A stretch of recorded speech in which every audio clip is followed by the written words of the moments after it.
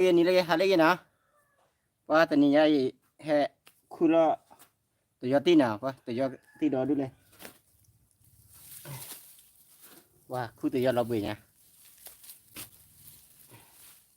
ตอนนี้ขุดข้าวมินนะครับนี่ข้าวมินสดๆเลยนะครับอีนะตัวยอตัวยอ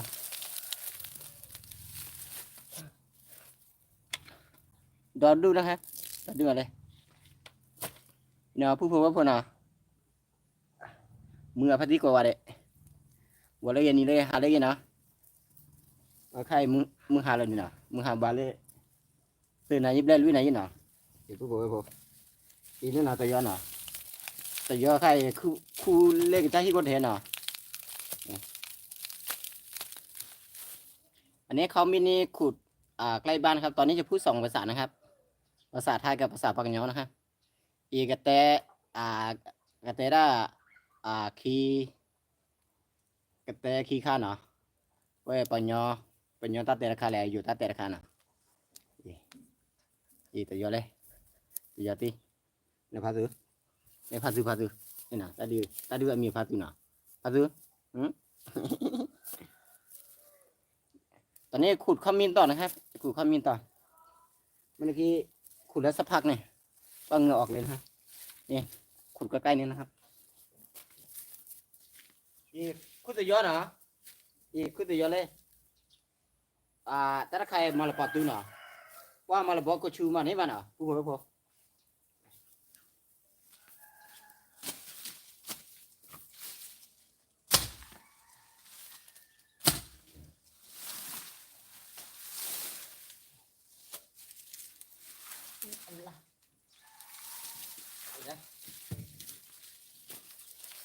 แต่ยาเดี๋ยวดีเ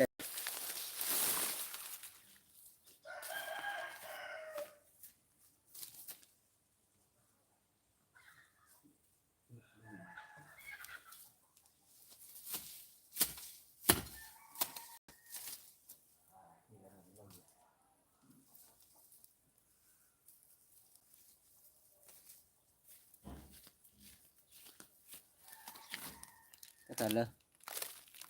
ก็เลยอย่างเนี้ยเลยอย่างนี้แบบไรเลยก็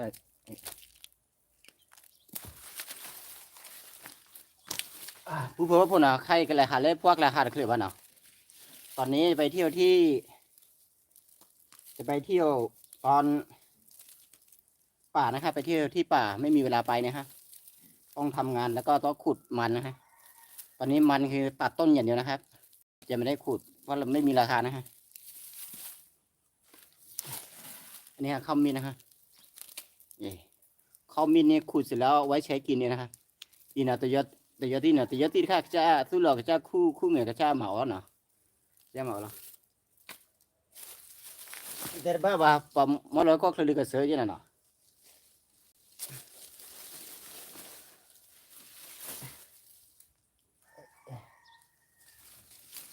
แต่ยอดใครเนี่ยก็จะสู้หลอกป่าเคยก็จะเนี่ยลุยนี่เนาะลุยนี่ผู้ว่าพอแล้วป่าลุยนี่ไงเห็นได้ตีผัดด้วยเนาะนั่นใครมาเลย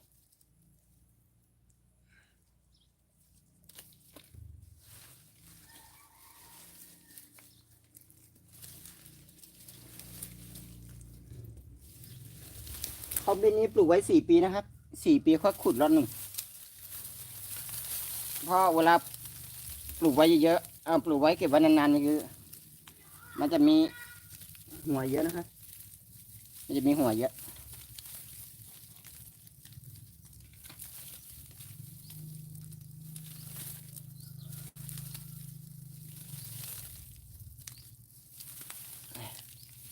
แกะยากนะครับแกะยากมาก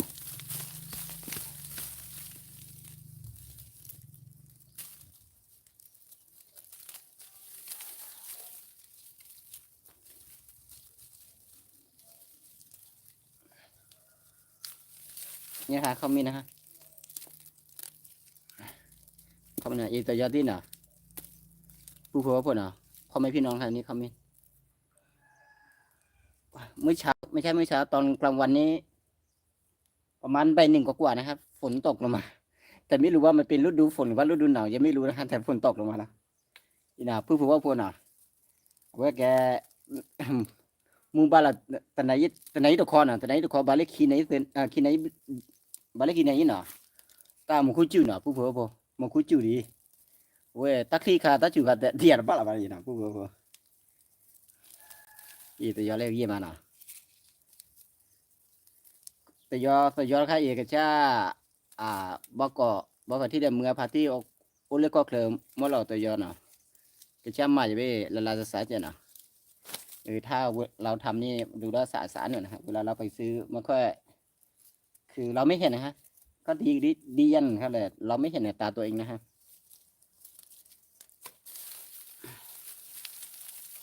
พาซูพอดีว่าเลี้ยงหมาว่า2 ตัวนะฮะพาซูฮักกินเลยพี่ฮักกินเลยฮักกินเลย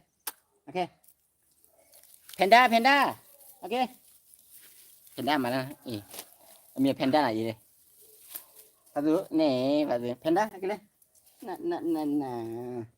นี่แพนด้าแต่ก็มีแต่แพนด้าเนาะมีแต่แพนด้าน้องหมานะคะน้องหมาชื่อแพนด้านะฮะแพนด้าอันนี้คือชื่อหมาดำนะครับ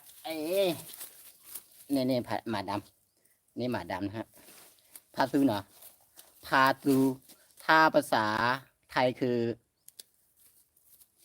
ตัวผู้ดำ น่าจะเปลี่ยนเนี่ยนะครับพาคือตัวผู้ซูคือดำนะฮะคนไหนคนที่ดูช่องผมนี่ผมก็จะสอนภาษาปัญญาด้วยนะคะจะได้เรียนรู้ภาษาปัญญาด้วยปัญญาเล่กว่าอยู่ดีอะไรสุดเนาะอยากมารู้แล้วเว้ยอยู่ใต้เตยเนาะอีตัดขาอีเนี่ยทุยโพเล่อยู่ข้างในหมาหมาเล็กใช่ไหมหมาเล็กใช่ไหมหมาเล็กนะฮะ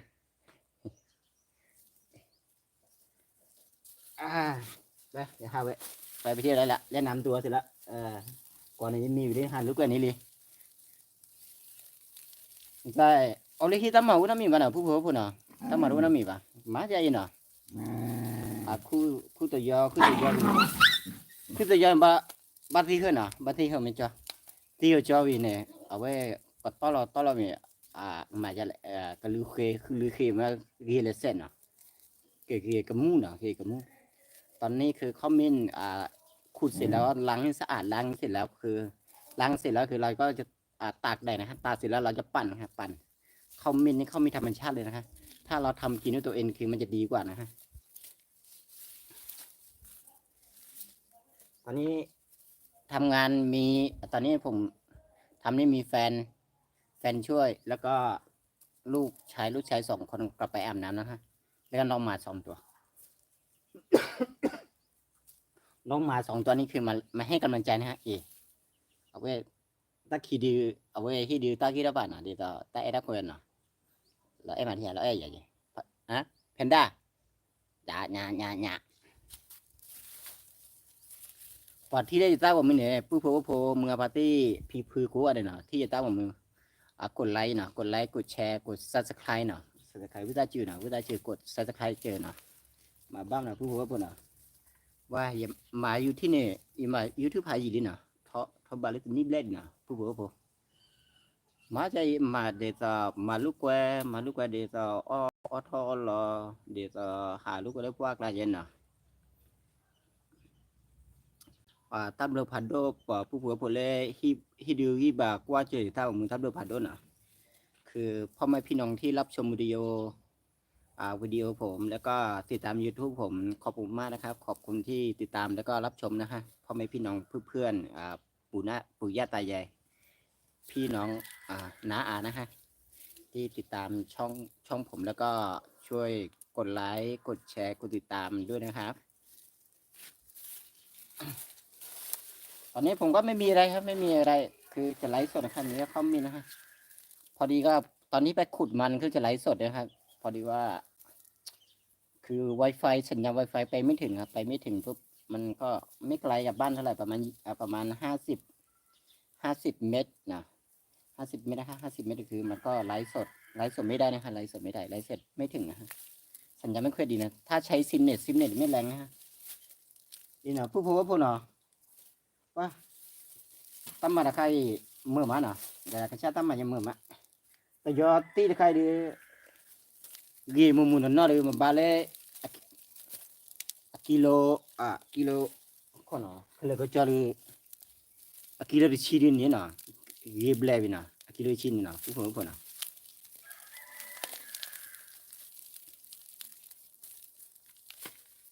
คู่วินน่ะคู่วินเนี่ยพี่เขาดิเลย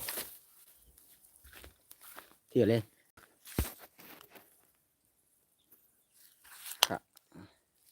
ตอนนี้ล้างตรงนี้นะฮะที่เขาเล่นน่ะบัดจิ้มแล้วกลับมันน่ะผู้น่ะนี่น่ะผู้ที่เหรอบัดที่เหรอบัดจิ้มแล้วมีมันบัดที่เหรอน่ะนี่ตัวยอเลยตัวยอเลยแล้วน่ะได้กลับมันกี่กลับมันเล่นเนี่ยกลับมันเล่นเบ็ด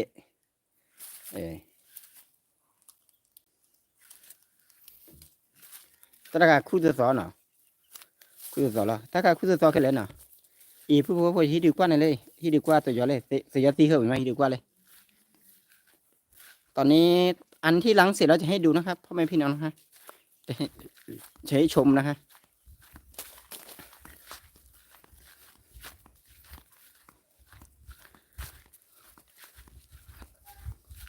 อันนี้นะฮะที่ล้างเสร็จแล้วอันนี้ล้างเสร็จแล้วมันหน้าตาเป็นอย่างนี้นะฮะที่เหรอเนี่ยเอาไว้มาใช้ได้น่ะตัวยอเลยตัวยอที่ตะกาที่เหรอวินี่น่ะยังเอาไว้ยังมาที่เหรอกันน่ะจะจ้าที่เหรอได้เคลื่อนวะน่ะผู้น่ะเลยตัวยอเล่นน่ะว่ามาที่เหรอนี่ตะกาที่เหรอวินี่น่ะตะกาที่เหรอตัวสอนเราที่เรากลับมาใครเพนด้าดิบยาคีเบอร์ตามอะไร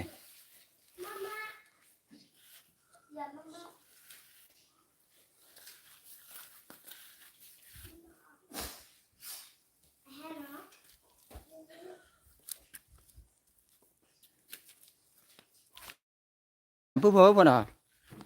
เอาไว้กว่ากี่ตัวยอก็มึงตัวยอตีเลยกว่ากี่กว่าอีเลยว่าช่วยกดไลค์นะกดไลค์กดsubscribe นะsubscribe กดติดตามนะนี่เลยตะไคร้บัดชื่อเลยทีนั่นชื่อว่าชื่อเลยนะที่เอาไว้ทำมันจอนะนี่เลยบัดที่ชื่อตอนนี้ต้องแช่กับน้ำนะครับพ่อแม่พี่น้องนะครับต้องแช่น้ำคือมันจะล้างสะอาดนะครับตอนนี้แช่กับน้ำก่อนนะครับเช่นเสร็จแล้วมันจะออกมาแบบนี้นะครับ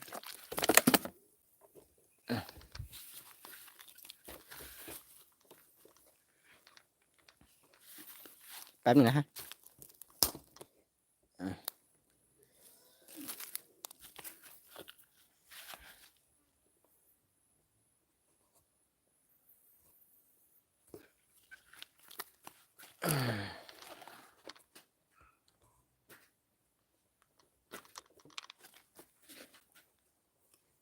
ถึงไหมกล้องโอเคอันนี้หรือเปล่านี่นะครับพ่อแม่พี่น้องครับต้องล้างอย่างนี้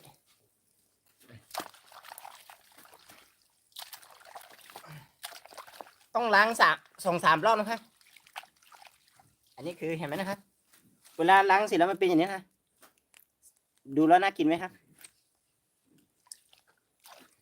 ตอนที่ยังไม่ได้ล้างนะตอนนี้ยังไม่ล้างคือดินมันจะเกาะดินฮะอันนี้ไงจะเกาะเป็นมิดเลยเนาะที่เคยดูวิวะเนาะที่เคยวิเนี่ยแกใจเนาะว่าคุณเล่นแล้วเหมือนกัน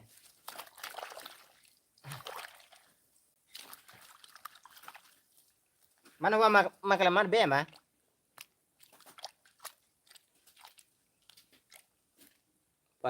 บอกว่าเตือตับเรือพัดด้วยเนาะตับเรือได้บอกว่าอย่าไลฟ์สดนะตับเรือพัดด้วยเนาะขอบคุณที่ไลฟ์สดนะขอบคุณที่รับชมผมไลฟ์สดนะฮะคอมมินนะฮะคอมมินแต่ยอดที่เนี่ยอยู่กว่าไปคอมมินเนาะคอมมินเอามาแล้วอยู่ในเนาะตอนนี้คือคอมมินในภาษาปังยอเรียกว่าแต่ยอตีเนาะ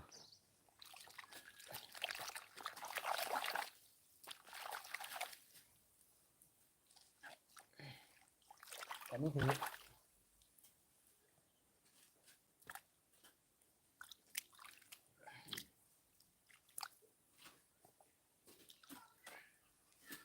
เดี๋ยวจะล้างข้าวมิ้นก่อนนะฮะจะทำวิดีโอจบเพียงเท่านี้นะครับจะไลฟ์สดจบเพียงจะไลฟ์สดจบเพียงเท่านี้นะครับพ่อแม่พี่น้องเพื่อนที่รับชมขอบคุณที่รับชมนะฮะขอบคุณครับกรรมากระเตอร์เต้ากับมูใจเนาะจะไลฟ์สดกระเตอร์เต้ากับมูใจเนาะผู้โพว่าโพเมือพาร์ตี้พีพือกูอะไรเนาะว่าเล่กว่าจะเต้ากับมูเนี่ยเอาชั่วเคลเนาะมาซื้อใบทอเคซื้อโคเทนหน้าเนาะเอาชั่วเคลฮิบุคอบุเคลเลยเนาะผู้โพว่าเนาะพ่อแม่พี่น้องเพื่อนแล้วปู่ย่าตายายพี่น้องน้าอานะครับ ที่รับชมวิดีโอขอให้มีสุขภาพแข็งแรงทำมาหากินขึ้นนะครับเป็นร่ำรวยนะทุกรางวัลที่1นะครับ แล้วก็ในบ้านขอให้มีสุขภาพแข็งแรงทุกคนนะครับขอบคุณที่รับชมนะฮะขอบคุณครับครับสวัสดีครับทับด้วยขอด้วยนะชุกเรียกว่าเด็กครับสวัสดีครับ